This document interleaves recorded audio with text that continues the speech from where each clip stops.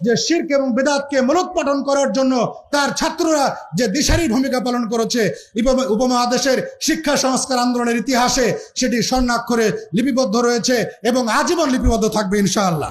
তারা হানাফি মাযহাব ভিত্তিক, দেওবন্দি, নকশবন্দি, চিশতিয়া এবং সোহরাওয়ার্দিয়া তরিকার উপরে ভিত্তি করে এবং মাতুরিদি আকীদার উপরে ভিত্তি করে প্রতিষ্ঠিত হয়, যারা ফিকহুর রায় ভিত্তিক পরিচালিত। প্রথম হচ্ছে হাদিসের প্রচার এবং প্রসার, যার জন্য অনেক মাদ্রাসা প্রতিষ্ঠিত হয়েছে।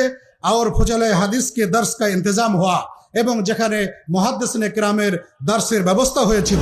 ওলিউল্লাহ পরিবারের যোগ্য উত্তরসূরি হিসাবে এবং সেই পরিবারের দার্সের মসনদে যিনি শাহ ইসহাক কর্তৃক লিখিতভাবে নিযুক্ত হয়েছিলেন, তিনি ছিলেন আহলে হাদিস আন্দোলনের এই উপমহাদেশে জাগরণ সৃষ্টিকারী ব্যক্তিত্ব মিয়া নাজির হোসেন মুহাদ্দিস দেহলভী রাহিমাহুল্লাহ।